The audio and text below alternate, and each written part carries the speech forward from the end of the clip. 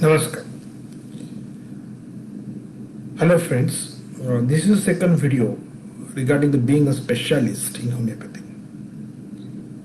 As I am going to tell you my journey, last time I told you that how I did my education, how I passed in my National Institute of Homeopathy and what happened then. Actually, in those days, because homeopathy was only popular in the big cities like Mumbai and Pune, and it was very difficult in other cities. When I got my first postgraduate degree in NIH, I had two opportunities. One to be a research officer and another to be a lecturer. But my professor or my mentor, Dr. K.C. Mittal, who studied in 9 countries of homeopathy, he wrote me a letter that Dr. Sonawane, now you have the highest qualification, but I don't want you to be a research officer. Neither I want to be a lecturer. That you can do as a part-time. But I want you to be a clinician. Clinician is a person who directly helps the patients to treat the diseases. And in those days, I had really no money, but I had only little money that I can start my practice in the smallest city, that is Delhi. And I started my practice on the 3rd floor of a doctor surgeon. So wherever I got the cheapest place. But one thing, for being a specialist, one thing is very needed, that is your knowledge, your conviction, your confidence, and the hard work. So all these things are needed, and it is not that the first day one becomes a specialist. No, never dream it. Or many a times, many of my friends and all these things, when they found me that I am doing a specialty, and they immediately started doing a specialty, and I'm really sorry that they couldn't succeed. Why? Because when you become a homeopath, in the beginning, you have to keep yourself open, you have to be humble, you have to see all the cases that you are treating. It's not only that you treat the cases of the hive. No, you say yes to all the cases. Be open and have an experience of acute and chronic and all the cases that come to you. Number one. Number two, any disease that is not having a treatment in modern science, or when it is incurable in the modern science, it doesn't mean that it's incurable in your system also. Give a try. While giving a try, it is also important that when you are trying, one should, I think it should not be overconfidence also. So all these scientific measures that you have to follow, that a modern science asks you to. So whenever you get a cases, for example, thyroid cases, hypothyroid cases, go and get the tests done, give your homeopathic medicines, show them that it is normal, which I have done in my earlier practice also. So all the processes that you do is do that. Have the records, have the videos, have the photos of all the patients that you are taking. All this thing. Keep a record. Record keeping is very important. And if you keep a record, then only you can show it to the conferences. Number one, for being a specialist, you have to be humble. At the same time, you have to be confident. And at the same time, you have to be experimentative. Many times, I used to get the cases when I said that I can treat all the cases that modern science has not having a treatment, all these things. Okay, this was in the beginning I used to say. But it doesn't mean that any science is of not any use, or all these side effects are there and your science is the only and last science in the world. No. Every science has its own utility and you have to respect all the science. You have to study the sciences. You have to study the allopathic sciences, you have to study the pathology, you have to study the medicine, and you have to be expert in all those things. That is a very important thing.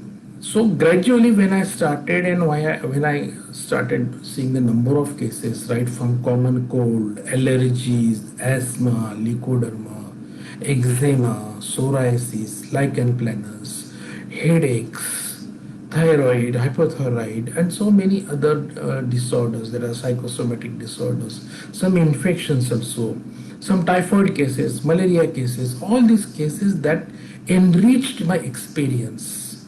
Because whenever a patient comes to you, he may have all these diseases also along with you, what you are treating, and you must be able to be confidently treat them at the same time.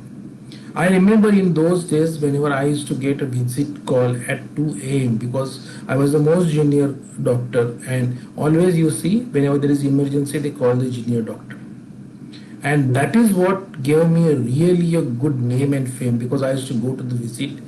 I used to give some remedy, homeopathic remedy. I used to sit. If there is a fever, I will give the remedy and I will wait for half an hour. When the fever is less, I'll just show them, you see the fever is less, and I will come back my home. I did all those things, all those general homeopathic practice. And whenever I say being a specialist, it doesn't mean that you neglect a general homeopathic practice. You have to be expert in that. You start from A, you start from base, and go and see all the cases.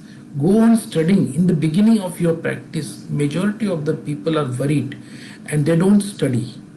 What I used to do in my earlier practice, that I used to go at 9 to 1 and 5 to 8 used to be my clinic. I will go sharp at 9 o'clock. If there are no patients, I will go and I will go on reading books. I will study.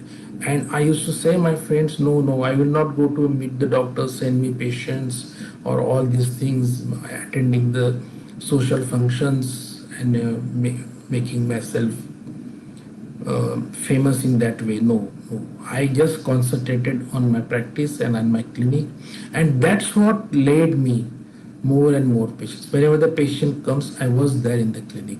So that is one thing. Another thing, always go and attend conferences. You spend lot of money in your books, in your conferences, experiencing. So whenever I used to go to the conferences in Mumbai, I used to know where I am and where these people are and how can I do it. Many a times I found that, okay, my knowledge is more, but I'm not in that places and I'm not following the other things, the professional things that I'm lacking in. So I definitely studied those and I did all these things. So all these things, studying, attending conferences, new things that is going on in your field, you go and be enriched in that knowledge. And gradually, whenever more and more cases come, when more and more records are there, you see, every individual doctor has his own specialty from his own practice. So you will see that certain number of cases you are expert or your expertise, there are more and more and more in your practice. You find out them. It's not that what is the demand is there, or some doctor who is a famous in psoriasis and you can also be famous in psoriasis. It is not like that. You just find your own practice. You establish your practice for 1, 2, 3 years. And in these years, while you are doing the scientific practice, you will know there are certain cases that are more to you and you are more expert in those cases in treating. Then concentrate on those cases. Then study that disease details in pathology, physiology, everywhere. Then what the modern science says, what you say, you keep the record, and all this record you prepare a file, you prepare a record. When there are 100, 200 cases with you, go in still. If you fail, go to the books. Why you fail? Go in details. And that way, when you prepare yourself in that, then you prepare yourself to present your paper in conferences, what work you have done. So that will lead you that you are an expert in some system, and there will be more and more patients coming you like that way, and then someday you'll do it. This is one of the procedures. So 4 things I told you. Number 1 is the knowledge, that you should be very perfect in your knowledge. Go on studying every day. The license is not that whenever you get a medical license, it doesn't mean that you are 100%. Whenever you start your practice, that is the first day of your license. And the next and last important thing I say, who is your teacher? The patients are your teacher. Listen to them, what they ask the questions, what they think, why they ask you these questions. Definitely they are the real people. They are teaching you how to develop your practice. I'll be telling you some examples also in my practice, that how the people tell me, how the patients came, how dialogues I had with the patients, how the types of patients they came, they really help, or some patients help or some patients do not help you. All these things are very important. You do that, and definitely in my coming videos I will be telling you some more things. So four things you remain: your confidence, number one; number two, your knowledge. Be humble to the other doctors also, be open to them, understand from them. If they are doing some criticism towards you, welcome the criticism, find out the ways to answer the criticism. Don't be angry with them, or don't be disparate by the criticism you are doing. And that way definitely you will be successful, you will be finding your own specialty.